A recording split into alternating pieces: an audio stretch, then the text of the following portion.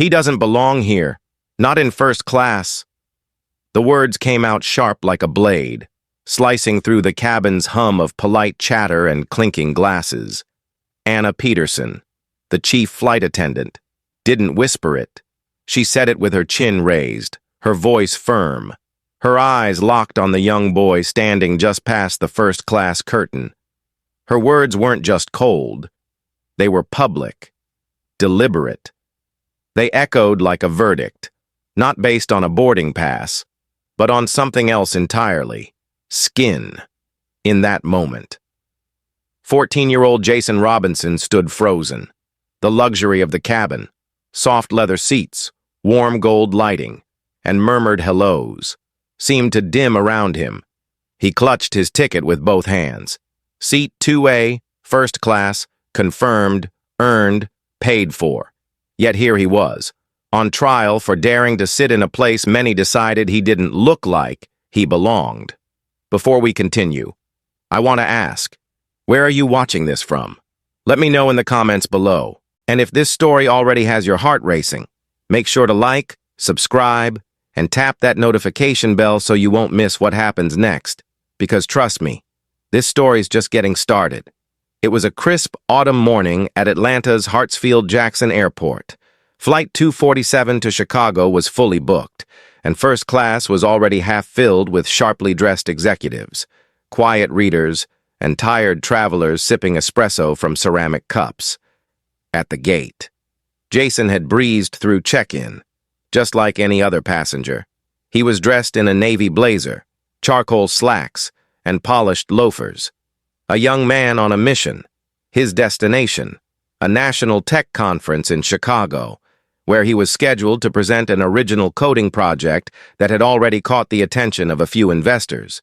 His father, Brian Robinson, CEO of Horizon Airlines, had given him the ticket as both a reward and a test. "Your mind got you that seat," Brian had said. "Now walk into it like you built the plane." Jason had smiled at that. His father always had a way of wrapping power in poetry, but none of that mattered now. Not to Anna Peterson, not to the woman 2 rows behind her, who clutched her Louis Vuitton bag a little tighter the moment she saw Jason step into the cabin. That woman was Skylar Foster, mid-40s, designer sunglasses indoors, and an air of superiority thick enough to taste. Her son, Jacob White, same age as Jason but slouched with a video game in hand, smirked as his mother leaned toward Anna. "He doesn't look like he belongs here," Skylar said, loudly enough for the row ahead to hear. "Are you sure that seat's correct?"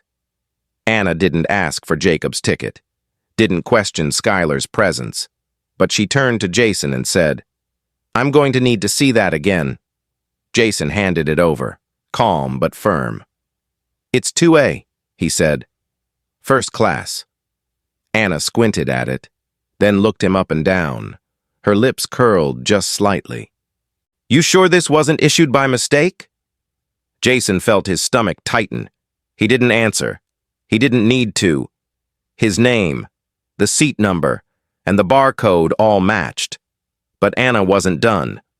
She stepped back, pressed the intercom, and said something Jason couldn't fully hear, except for the words security and passenger discrepancy. Lincoln West arrived within 2 minutes. Uniform crisp, posture tight, eyes already suspicious. He didn't greet Jason, didn't ask a question, just said, "Sir, I'm going to have to ask you to step out of the cabin while we sort this out." Jason stood still. "I have a valid ticket," he said, "and I haven't done anything wrong." Skylar scoffed behind him. "Of course not," she said, with a sneer, always playing the victim. That's when Camilla Gray sat up, row 3C, a black woman in her late 20s, wearing simple jeans and a teacher's lanyard. She had watched everything. She stood. "You didn't check anyone else's ticket," she said, her voice calm but cutting. "You only stopped him. Why?" Anna glanced at her, then looked away. Lincoln gestured again. "Let's take this outside, sir." Jason, jaw tight, stepped back through the curtain. Behind him, whispers buzzed like static. No one else spoke. No one else stood. Only Camilla remained upright, her hands trembling, eyes burning, in her chest. Memories of her own childhood echoed, of slights, of glances, of doors closed quietly with no explanation. At the edge of the jetway, Jason stood alone with Lincoln. The security officer looked at him like a hallway monitor catching a kid without a pass. "What were you doing up there?" he asked. Jason's voice didn't shake. "I was sitting in the seat I paid for." Lincoln shook his head. "You got ID?" Jason nodded. "In my backpack. In the overhead bin you just removed me from." Silence. Then Lincoln radioed something in. Jason pulled out his phone, started recording. "I'm documenting this," he said, "for my safety." Lincoln didn't like that. "You want to escalate this?" he snapped. "You want to be detained?" Jason didn't blink. "I want to be treated like any other passenger." Back inside, Violet Gonzalez, a young rookie flight attendant, stood frozen near the service galley. She had watched the scene unfold, unsure whether to speak. She looked over at the cockpit and quietly stepped forward. "Captain," she whispered, "something's not right." Captain Nathan Allen, gray-haired and steady, glanced up from the flight log. "What's going on?" Violet hesitated. "A boy was removed from first class. His name is Jason Robinson, and I think it was because of how he looks." Nathan raised an eyebrow. "You sure?" Violet nodded. "I don't want to get anyone in trouble, but I don't think it was fair." Nathan's face darkened. "All right. Let me see the manifest." Back in the jetway, Jason's phone buzzed. He looked down. A single text sent. 4 words. "Dad, they kicked me." On the other side of the terminal, in the exclusive Horizon Executive Lounge, Brian Robinson looked down at his phone. The world stopped. His fingers clenched the screen. He stood up without a word. Justin, his assistant, looked up in surprise. "Sir?" Brian's eyes didn't move. "Gate 47, he said. "Now." His voice was calm, but inside him, a storm had begun to rise, and as Jason stood outside the plane, ticket still in hand, the intercom inside the aircraft crackled. "Flight 247 to Chicago, now experiencing an unexpected delay. We appreciate your patience." But patience was the last thing this flight was about to see. Jason stood in the jetway, still gripping his phone. The words, "Dad, they kicked me," burning on the screen.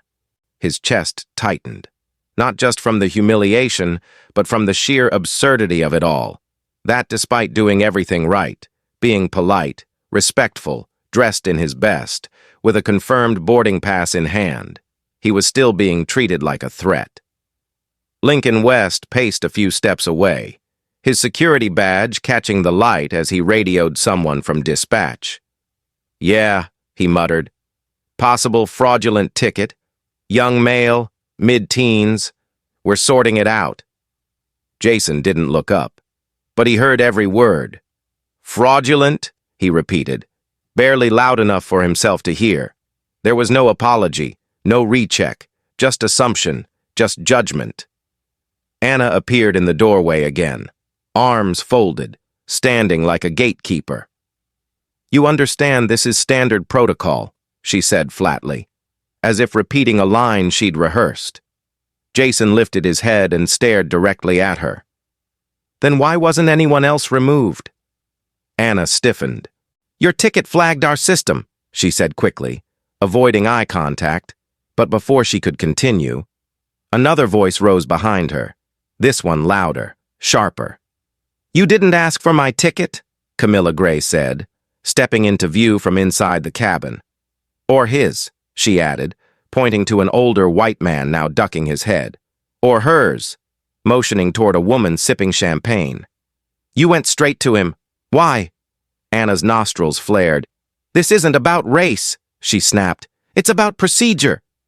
Camilla didn't back down. Then why did the procedure start the moment a black kid took a first-class seat? Passengers nearby began murmuring. Some turned their heads away, pretending not to hear. Others exchanged uneasy glances. One man reached for his phone, recording discreetly behind a newspaper. Violet Gonzalez, still near the front of the cabin, looked between Anna and Camilla, her conscience screaming louder than her training manual. She took a shaky breath and stepped toward the cockpit again. "Captain," she said more firmly this time. "Please, we need you." Inside. Captain Nathan Allen set down his checklist. Violet's face was pale but determined. "Something happened, and I think we're making a mistake." Nathan adjusted his headset. "Go on." Violet explained what she saw. How Jason had shown his ticket, how Anna had dismissed it, how Skylar Foster's comment had seemed to fuel the entire encounter. Nathan's brow furrowed. "Did you confirm the manifest?" She nodded. "Seat 2A, Jason Robinson. Everything matches." Nathan rose from his seat. "I want to see this for myself." Back in the jetway, Jason had pulled his phone out again. "I'm being denied access to my confirmed seat," he said aloud, filming Lincoln and Anna from a respectful distance. "No explanation, just told I don't belong. My name is Jason Robinson. This is Horizon Airlines, Flight 247 to Chicago." Lincoln's jaw clenched. "Shut that off," he said. Stepping forward, Jason didn't move. "I'm allowed to record. I'm not interfering. I just want proof of what's happening." "I said turn it off," Lincoln snapped, reaching toward Jason's hand. That's when Camilla stepped between them. "You don't get to grab him," she said, eyes narrowed. "Not for this. Not today." Lincoln stepped back, frustrated. "This is getting out of hand," he muttered. "You're the one making it worse." Camilla shot back. "And so is she," pointing at Anna, who was now visibly flustered. "He's a child, with a ticket, that none of you even tried to verify before throwing him out." Anna's voice cracked as she responded. "We were following procedure, ma'am." "Then your procedure is broken," Camilla said simply, "and everyone here sees it." Inside the terminal. A few more passengers approached the gate to watch. A mother whispered to her daughter. An elderly man leaned closer to listen. Jason, still holding his phone, sent another text to his dad. "They're saying it's a fake ticket." 10 seconds later, his phone buzzed back. "Stay where you are. I'm coming." It was short, calm, but Jason felt a chill. He'd never seen his father angry in public, never heard him raise his voice, but he'd also never needed him like this. He looked up, past Lincoln, past Anna, to the terminal hallway stretching toward the premium lounge, somewhere down that corridor. His father was walking toward him, and the air was about to change. Back on the plane, Skylar Foster leaned toward her son, her voice hushed but venomous. "Don't worry, sweetheart. He'll be flying coach soon enough." Jacob laughed under his breath, not fully understanding, just enjoying the drama. Violet heard her and turned, frowning. "Excuse me," she said, trying to maintain professionalism. "Please lower your voice. The situation is being addressed." Skylar rolled her eyes. "Oh, please. I'm just concerned for our safety." Violet blinked. "He's a child, not a threat." Skylar raised an eyebrow. "That remains to be seen." Violet bit her tongue and walked away. She couldn't believe what she was hearing. This wasn't just about one passenger. It was about all the ones who thought their money bought them the right to treat others like trash. She headed back to the front, praying someone, anyone, would make this right. And then it happened. The sound of firm footsteps echoed down the terminal. Passengers turned. A man in a sharp charcoal suit, eyes locked, jaw set, moved through the crowd like a current through water. Brian Robinson wasn't the tallest in the terminal, but the energy around him shifted as he passed.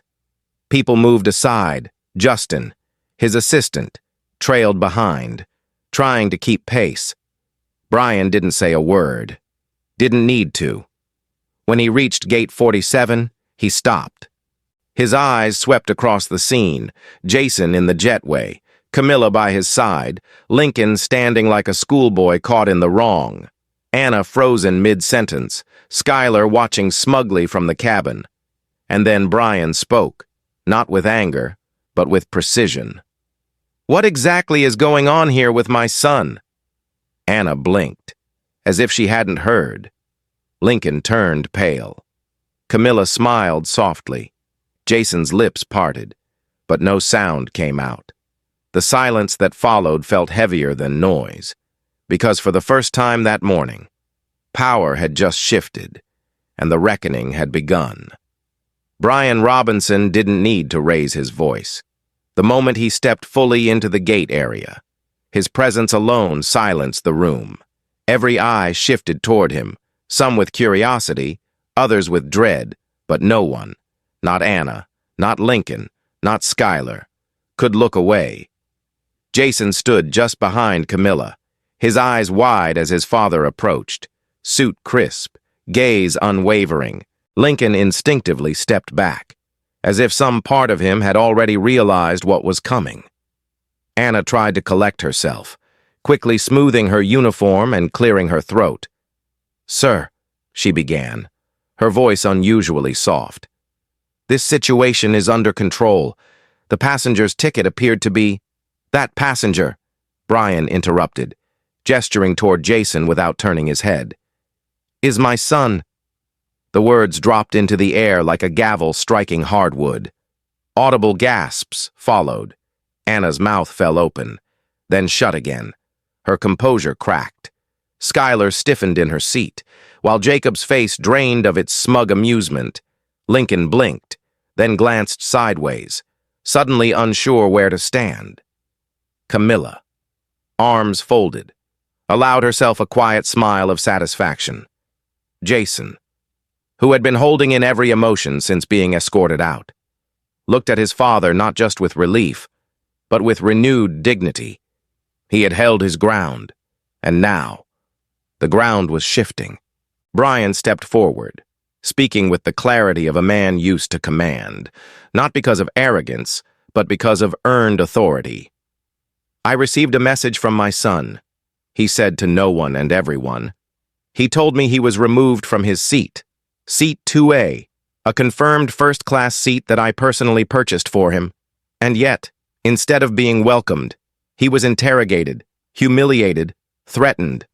He turned slowly to Anna, whose face had gone a shade paler. "Can you explain why?" Anna's lips parted, but the words didn't come easily. "Sir, I believe the ticket was flagged. There was a discrepancy in the system. It's not uncommon for—" "Was the ticket scanned?" Brian asked. "Yes, but—" "Was his name on the manifest?" "Yes. However, did he cause a disturbance?" "No, but—" "Then why was he removed?" Brian's tone was still level, but the weight of each question was impossible to dodge. Anna hesitated, then said the quiet part almost out loud. I didn't recognize him." Brian stepped closer. "Did you recognize everyone else in first class?" A long pause. "No." "Then what made my son stand out?" Anna didn't answer. She didn't have to. The silence told the truth louder than words ever could. Skylar, watching from her seat, called out with forced confidence.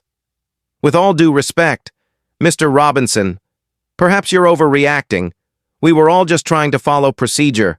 I merely pointed out a concern, and the staff responded appropriately." Brian turned to her slowly, his voice calm but unmistakably firm. "Mrs. Foster," she replied, tilting her chin. "Skylar Foster." "Mrs. Foster," Brian repeated, nodding slightly. "And what exactly was your concern?" Skylar crossed her arms. "Well, to be frank, he didn't exactly look like someone traveling first class. That's not a crime to notice." "No," Brian replied, his voice tightening. But acting on that assumption, especially when it results in public humiliation, is a problem, a very big one, especially when you wield influence over the staff with passive remarks and whispered accusations. Skylar opened her mouth, but Brian raised a hand. Don't explain, just listen, because this is going to have consequences. At that moment, Captain Nathan Allen emerged from the cockpit and approached the gate, his face tense. He made eye contact with Violet, who nodded slightly. Brian turned to greet him. "Captain," he said, "are you aware of what's happened here?" Nathan nodded, then looked directly at Jason. "I was just made aware. And for what it's worth, young man, I apologize. We should have caught this before it escalated." Jason nodded, saying nothing. His father's presence was speaking for him now, but the ache of what had already occurred still clung to him.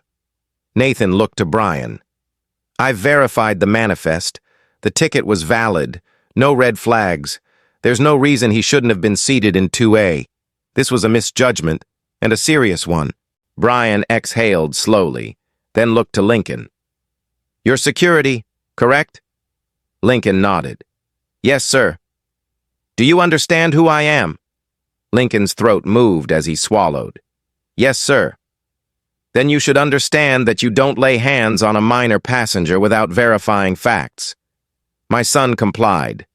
He showed his ticket. He was polite, and yet you removed him without cause. That is unacceptable. "I was following orders from the flight crew." Lincoln replied quickly. "You followed the wrong ones." Brian snapped. "And you didn't stop to think, did you? You didn't stop to ask whether it made sense. You just moved him out of sight like a problem to be handled." Brian shook his head. "No more." At that moment, Camilla stepped forward, her voice clear. "Mr. Robinson," she said, "if I may. This entire cabin saw it. He didn't do a thing wrong. He walked in, showed his ticket, and sat down. That was it. The only thing that made him stand out was his skin." Brian nodded slowly, deeply appreciating the witness, though the weight of it hurt. "Thank you, Ms. Gray. Camilla Gray. I'm a teacher," she said. "And I teach my kids that silence in the face of injustice is complicity. I wasn't about to stay silent today." Brian looked her in the eye and said, "You've done more than speak. You've helped this flight start to heal." Behind them, murmurs of agreement stirred. Several passengers, moved by Camilla's words and Brian's calm authority, began speaking quietly to each other. Some recorded the scene. Others stepped aside to give Jason space as he re-entered the gate area. Brian took one last look around the cabin, then back at Anna. "I'm grounding this flight until a full review is completed," he said, "effective immediately." "Sir, you don't have that authority." Anna blurted. Brian looked her square in the face. "I'm the CEO of Horizon Airlines. I not only have that authority, I am that authority." He turned to Justin. "Contact operations. Pull a standby crew for cabin lead and gate security. These two," he gestured to Anna and Lincoln, "are relieved of duty effective now." The terminal erupted into whispers, some stunned, others affirming. Anna's mouth opened and closed again. Lincoln stepped back and removed his badge. Skylar said nothing, though her face had turned the color of ash. Jason stood beside his father, no longer the boy they'd removed, but the young man they could no longer ignore. For a moment, the entire terminal felt suspended in silence, like the calm before a thunderstorm. Anna Peterson stood frozen beside Lincoln West, the weight of her dismissal sinking in, but her pride wasn't ready to let go. "You're making a mistake," she said, her voice lower now, but laced with stubbornness. "I've been with Horizon Airlines for over 25 years. I've followed every policy, every protocol, and in that time," Brian Robinson cut in sharply, "how many passengers have you judged before checking a manifest? How many people have you pushed aside because of how they looked? Not what was printed on their ticket? Anna didn't respond, but her clenched jaw said enough. Across the gate. Skylar Foster stood slowly, her arms crossed, feigning dignity. You can't punish her for doing her job. She was protecting the standards of first class, she said, her voice rising. Some of us pay for quality, and we have a right to feel safe. That was the moment Jason stepped forward. His voice was clear, calm, controlled, but behind it was a strength far beyond his years. Safe? He said, looking straight at Skylar. What made you feel unsafe? Was it my blazer, my ticket, or my face? Skylar's mouth opened, but nothing came out. Jason didn't wait. He turned to face the crowd. I came here to fly to Chicago, to attend a conference where I'm supposed to present a project I built on my own, a project that got national attention. I didn't ask for special treatment. I didn't raise my voice. I followed every rule, but I was still told, in front of everyone, that I didn't belong. And you know why. His voice trembled for a second, but he steadied himself. You didn't need to say it out loud. You said it with your eyes, with your tone, with the way you called security before checking my name. Jason paused, and in that moment, every person watching him saw not a boy, but a young man rising. The worst part isn't being embarrassed, he continued. It's knowing how normal this is, that if I didn't have the father I have, if he wasn't the CEO, I'd still be standing out there, or worse, sitting somewhere in the back of the plane, wondering if I even deserved to speak up. The silence that followed was deafening. Even the flight crew behind the service counter stopped typing. Jacob White, who had been so eager to mock Jason earlier, now sat staring at the floor, his foot nervously tapping. Violet Gonzalez, standing to the side, blinked back tears. Camilla Gray put a hand over her heart, and Nathan Allen, the captain who had spent years balancing between management and crew politics, finally stepped forward with the weight of a leader. Jason, he said gently, you're right. We failed you. I failed you. And I apologize. As a captain, and as a man, you deserved better than this. He turned to Brian. Mr. Robinson, I want to personally offer my full cooperation in whatever action you choose. This flight doesn't take off unless we can promise it will be different from this moment forward. Brian gave a single nod, then looked at Justin. Make it official. Ground this crew. Bring in a standby lead and temporary gate security. Justin pulled out his tablet and stepped aside to call operations. Brian then turned to Violet. You've been watching. You've been thinking. You've been brave enough to speak up. Are you ready to lead this cabin for the rest of the flight? Violet's eyes widened, but she stood tall. Yes, sir. I'm ready. Brian nodded once. Good. Make sure my son is treated with the same dignity you would offer any passenger. No more, no less. Because that's the standard we should expect at Horizon Airlines. Always. Meanwhile, Skylar bristled. I don't appreciate being accused or lumped in with whatever this is. She gestured vaguely at Jason and Camilla. I spoke my opinion, and I'm entitled to that. Brian stepped forward. This time not as an executive, but as a father. You're entitled to an opinion, he said evenly. But when your opinion helps humiliate a child who's done nothing wrong, and when you use your voice to question someone's place based on your comfort, that's not just an opinion, that's bias. And you'll need to live with the consequences of that. He looked to Jacob. You're young. You're watching how adults act.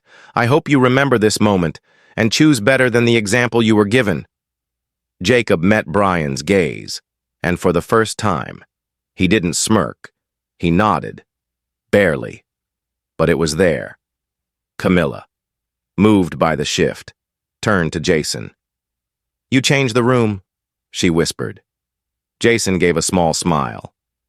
I just said what needed to be said. That's leadership, she replied, Brian placed a hand on Jason's shoulder.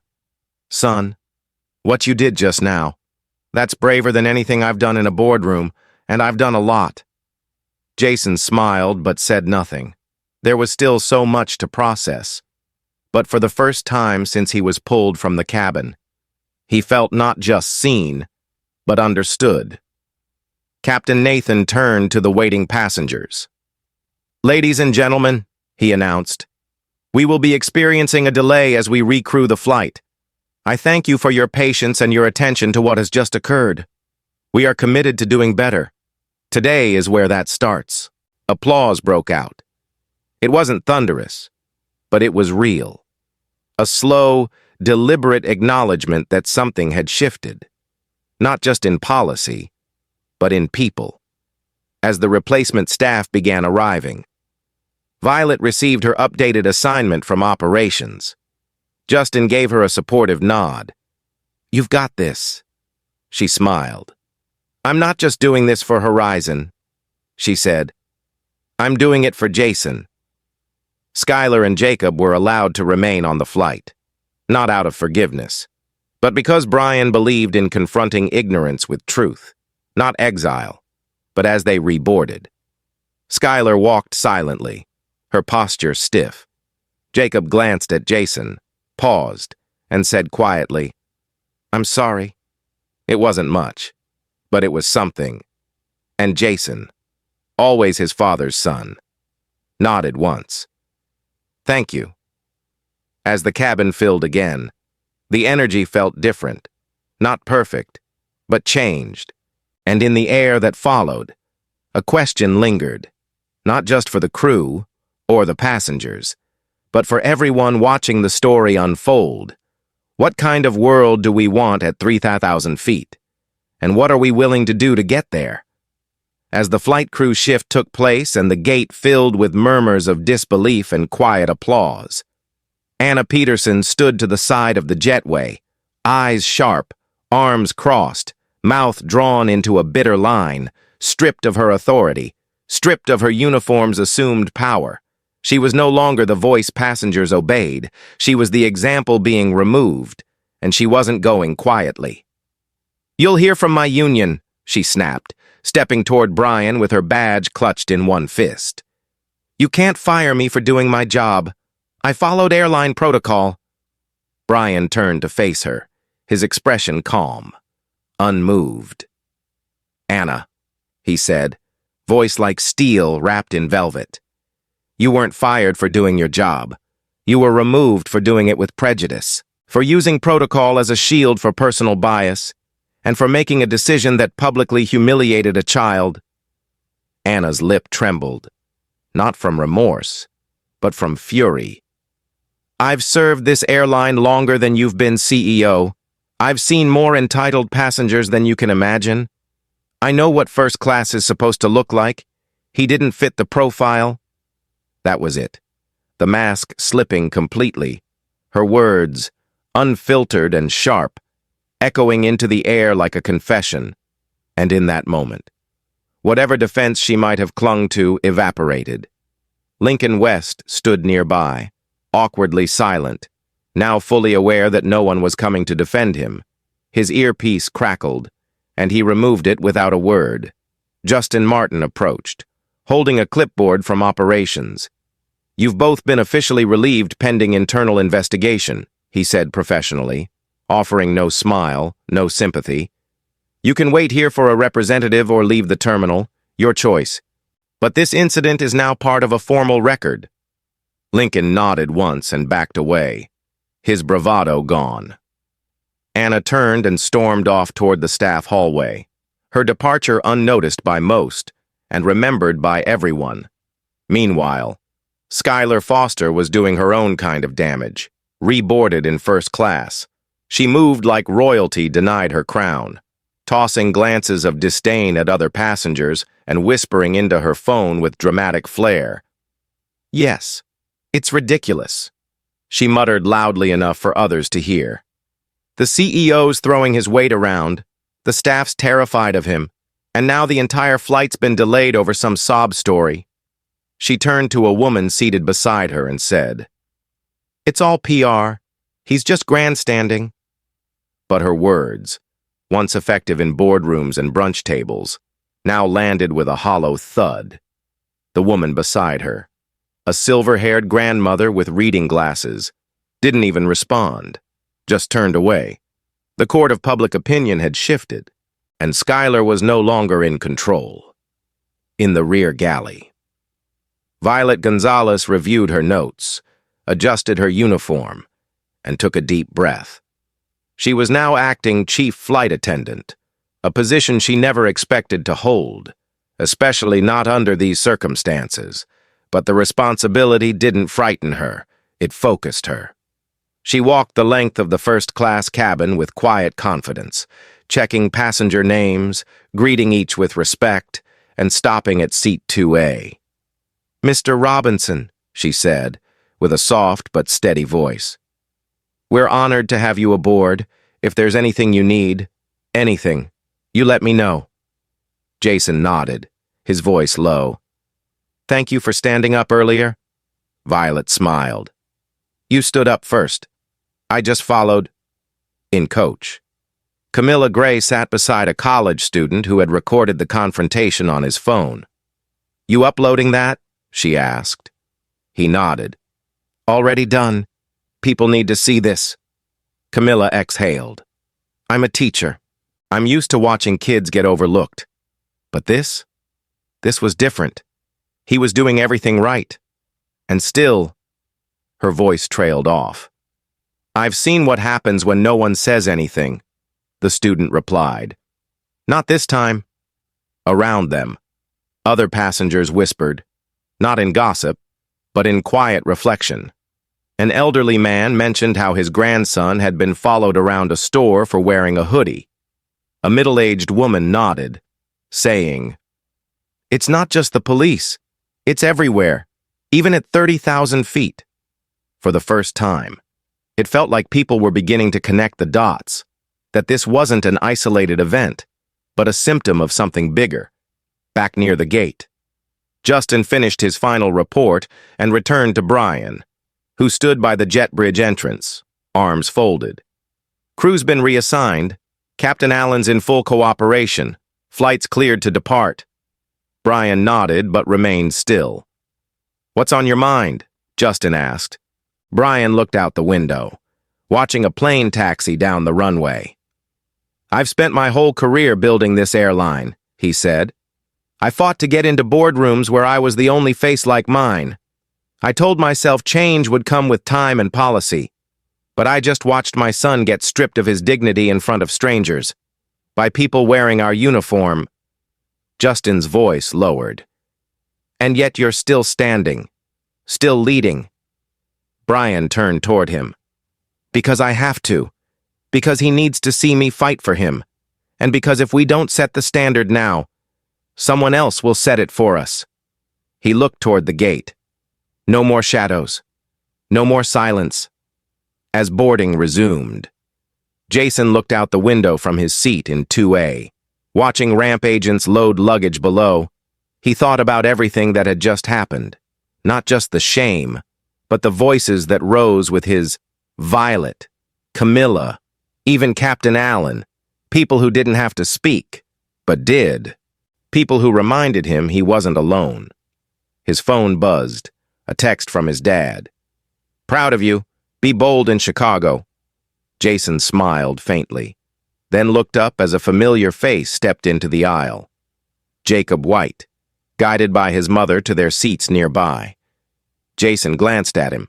Jacob paused, hesitated, then whispered, I didn't know what she said would cause all that. I just went along." Jason stared for a moment. "Now you do." Jacob nodded quietly. "Sorry," Jason replied. "Be better next time." A simple answer, but the kind that sticks. As the cabin doors closed and the aircraft pushed back from the gate, Captain Nathan Allen came over the intercom. "Ladies and gentlemen, thank you for your patience. We acknowledge the delay. We also acknowledge that sometimes doing the right thing takes time.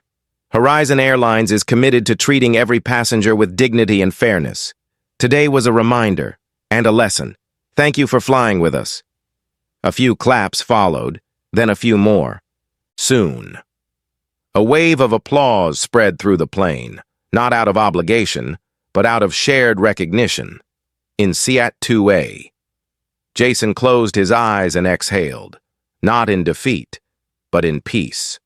The flight had finally taken off, but something far bigger had just begun. As the engines roared to life and Flight 247 lifted into the sky, the tension that had gripped the aircraft began to ease, not because the incident was forgotten, but because something deeper had shifted. The atmosphere inside the cabin was no longer laced with quiet judgment and false comfort. It was heavier, more thoughtful, but it was also more honest. Jason sat by the window in Seat 2A, staring down at the clouds below, his breath finally steady, his posture relaxed but not small.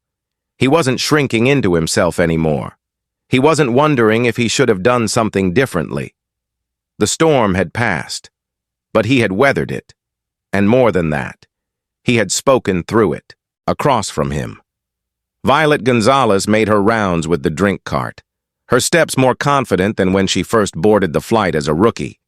Each passenger she greeted gave her a knowing look, one of quiet respect, of gratitude. A few even whispered, "Thank you." She didn't need a badge to know she'd earned her place. She had stepped into chaos and chosen compassion over silence. That made her a leader, no matter what her title said. In the cockpit, Captain Nathan Allen adjusted the autopilot, then sat back and stared through the windshield into the endless blue. One flight, he muttered to himself, and everything feels different. He glanced at the co-pilot, who had been mostly quiet since departure. "Makes you wonder," Nathan continued, "how many other moments we missed by not paying attention, how many other Jasons there were, who never had a CEO for a father." The co-pilot nodded solemnly. "Or someone willing to speak up." Nathan thought of his own kids. He hadn't always done the right thing at the right time. But today, at least, he had the chance to help set a new standard. Back in coach. Camilla Gray was deep in conversation with a few fellow passengers. A grandmother who taught Sunday school, a student who studied political science, and a middle-aged man who managed a logistics company. Together, they shared stories, moments in airports, schools, offices, when someone had been mistreated, questioned, ignored. "What happened back there?" the grandmother said, shaking her head. "It's not new, but it was bold. That boy standing up the way he did? I'll be thinking about that for a long time," the student replied. "It was the first time I saw someone our age say it out loud. Not just record it. Say it. Own it." Camilla nodded. "He reminded us that we all have a voice. The question is whether we use it." Around them, the cabin buzzed not with idle chatter, but with quiet reflection, like a room full of people realizing they were part of something they hadn't fully seen until now. Meanwhile, in first class, Jason pulled out his laptop. The screen lit up with lines of code, a glowing sea of logic and creativity. The project he'd spent months building for the tech conference in Chicago. Camilla had asked him earlier what it was about, and now, with the quiet hum of flight surrounding him, he was ready to share it. He turned to her, seated just a row behind him, and offered a brief explanation. "It's an app that uses voice recognition to help kids with dyslexia read aloud and get real-time feedback." Camilla's eyes lit up. "That's incredible." Jason shrugged modestly. "I just wanted to make something useful, something that could help people be seen for who they are, not what others assume." She leaned forward. "You already have." The words landed with more weight than she intended, because in this moment, somewhere over Tennessee, 3,000 feet above the ground, Jason Robinson wasn't just a black teenager wrongly ejected from his seat. He was a builder, a speaker, a symbol, and everyone on that plane knew it. Across the aisle, Jacob White shifted uncomfortably in his seat. His mother, Skylar, had gone quiet, no longer whispering accusations or playing victim. She stared out the window, lips tight, phone off. Jacob glanced at Jason's screen, saw the lines of code, the smooth scrolling interface, and finally asked the question that had been tugging at him since before takeoff. "You made that?" Jason turned. There was no hostility in his eyes, just clarity. "Yeah." Jacob paused. "It looks professional. I didn't know you were going to a tech thing." Jason closed his laptop. "You didn't ask." There was silence between them. Then Jacob said, "I believed my mom. I didn't even think to question it." Jason nodded. "Now you know better," Jacob replied quietly. "Yeah, I do." It wasn't friendship, not yet, but it was something honest. And maybe, for boys like them, that was where change could begin. Toward the back of the plane, Justin Martin typed furiously on a company tablet, drafting a full incident report and preparing an internal proposal that Brian had ordered. A sweeping new policy initiative focused on anti-bias training, inclusive leadership, and community storytelling. He paused to glance at the empty seat beside him, once reserved for the security officer who had escorted Jason out. Now, the seat held only a folded blanket and silence. Justin shook his head. "Not on my watch," he whispered. He wasn't just an assistant anymore. He was part of something bigger, in the aisle. Violet made her final rounds before descent, as she passed Brian's seat. He looked up and gave her a genuine nod. "You're doing more than your job today," he said. Violet smiled. "I learned from the best. Your son taught all of us." Brian looked across the cabin to where Jason sat, earbuds in, quietly reviewing his notes. "He taught me too." For all of Brian's achievements, the boardrooms, the balance sheets, the quarterly milestones, nothing had ever made him prouder than the moment his son stood alone in the jetway and refused to let his dignity be taken. As the flight approached final descent, Captain Nathan came over the intercom once more. "Ladies and gentlemen, thank you again for your patience and understanding. We're beginning our descent into Chicago. On behalf of the crew, we hope this flight wasn't just a journey to a destination, but a reminder of who we are and who we can become when we choose courage over comfort." The words weren't rehearsed. They were real. And for once, passengers didn't just hear them. They felt them. As wheels touched down on the runway and the plane taxied toward the gate, the city of Chicago stretched wide beneath the morning sky. But inside the plane, something even greater had landed. A shift in consciousness, a spark, a question. And Jason, seatbelt fastened, eyes forward, whispered to himself the truth that had carried him through it all. "They tried to move my body, but they couldn't move my voice." The doors of Flight 247 hissed open to the bright, brisk air of Chicago, but as passengers began to disembark, it was clear this wasn't just the end of a routine flight. It was the end of something broken, and the beginning of something bold. News cameras waited beyond the gate, tipped off by passengers who had filmed the incident and shared it online. By the time Jason Robinson stepped into the terminal, flanked by his father and greeted with a quiet nod from Violet, his story had already reached millions. Reporters called his name. But Jason didn't rush. He walked with the calm of someone who had earned every step, every breath, every glance of respect now aimed in his direction. Brian placed a protective hand on his shoulder, but it wasn't to shield him. It was to support him as he stepped into the light. A Horizon Airlines press team guided them to a reserved conference room, where cameras were set up and microphones lined the podium. The room buzzed with reporters, executives, staff, and community leaders. But when Jason approached the mic, the noise faded. What followed was not a press release. It was a testimony. "My name is Jason Robinson," he began, his voice steady but personal. "And 5 hours ago, I was told I didn't belong in first class.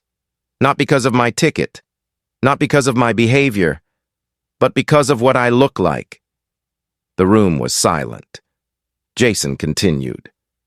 "I was judged by people who had the power to humiliate me, and they used that power, quickly, publicly, and without apology." He paused, scanning the room. "But I'm here today not just because of what they did. I'm here because of what others did next. Because one flight attendant chose courage over silence. Because one passenger stood up instead of looking away. Because a captain decided to listen.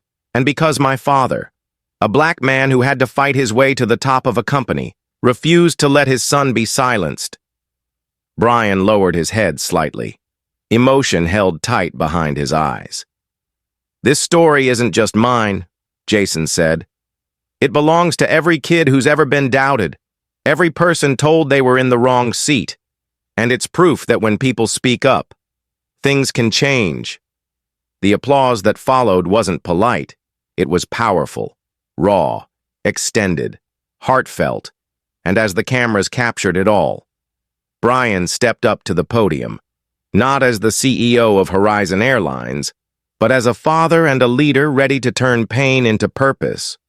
"In the wake of this incident," Brian announced, "Horizon Airlines will be launching a company-wide diversity and accountability program, led by employees, guided by community voices, and built on the truth that equity isn't a PR strategy. It's a promise." He introduced the initiative's leadership team, including Violet Gonzalez, now officially promoted to Chief Training Facilitator for Inclusive Service Culture. She stepped forward, stunned, but confident. "I didn't do anything special," she said modestly. "I just listened to my gut, and I think it's time the industry stopped training us to follow policy and started training us to follow principle." Camilla Gray was also invited to speak. She addressed the crowd not with anger, but with clarity. "I'm a teacher. I tell my students to use their voice, even when it shakes. But today, I saw a young man use his voice with strength most adults don't have. I'm bringing that lesson back to my classroom. Because that's how we break cycles, by turning moments like this into teachable truths." Her words were met with a standing ovation. Reporters crowded the front row, snapping photos and scribbling notes. Jason, seated beside his father, looked down at his phone. Messages were pouring in, from classmates, teachers, even strangers. "You made us proud. You spoke for all of us. Keep going." But the one that made him pause came from someone unexpected. Jacob White. It read, "Thank you. I didn't understand before, but I do now. I told my mom we need to talk. I'm going to try to be better." Jason stared at the screen, then tucked the phone away. Quiet growth was still growth. Later that afternoon, Brian and Jason walked through the terminal together. Side by side, no cameras, no speeches, just father and son. Finally breathing. Brian looked over. "You did more today than most grown men do in their lifetime." Jason shrugged, his expression modest. "I just told the truth." "Exactly," Brian said. "And the truth is what makes people listen." They passed a family seated near the next gate. A little black boy looked up, eyes wide. His mother nudged him, and he smiled shyly. Jason waved. The boy waved back. No words were exchanged, but something had been planted, something lasting. In the weeks that followed, Horizon Airlines saw a ripple effect. Training programs were revamped. Hiring policies were reviewed. A new code of conduct was implemented across all departments. Violet helped write it. Nathan Allen endorsed it. Justin delivered it to the board. And Jason's story? It became part of orientation. New hires watched the video. They heard his speech. They saw what leadership looked like at 14, and it changed them. It reminded them that the smallest voice in the room could hold the biggest truth. Skylar Foster. Meanwhile, returned home to a very different atmosphere. The viral video had exposed her comments, and the backlash was swift. Her social circle shifted. Her influence faded. But more importantly, Jacob had changed. He questioned her now, pushed back, asked why, and when she couldn't answer, he sought better examples elsewhere. She hadn't just lost face. She'd lost the ability to shape her son without resistance. And that, in many ways, was the greatest reckoning of all. As for Jason, his coding presentation in Chicago was a success. Investors showed interest. Educators asked for beta access. But the applause he received that day felt different. Not because of the tech, but because of the courage when he stepped off the stage. A teacher in the front row stood up and said, "That wasn't just a demo, that was a declaration." And Jason smiled, because he knew it was true. He had been tested in public, stripped of dignity, only to reclaim it in front of the very people who tried to take it. But more than that, he'd helped others find theirs. As he boarded the return flight home, passengers recognized him, not with stares, but with nods, with kindness, with respect. Violet greeted him at the door. "Welcome back, Mr. Robinson," she said with a grin. "This time, I made sure everyone knew you belong here." Jason laughed gently. "I always did." He took his seat, not just in first class, but in a new chapter. And as the plane ascended once more, his words from that press conference played back in his mind. "They told me I didn't belong, but they couldn't take my voice." And in that truth, soaring above the clouds, his legacy had already taken flight. Thank you for watching. If this story touched you, please like, subscribe, and share. Your voice matters, just like his.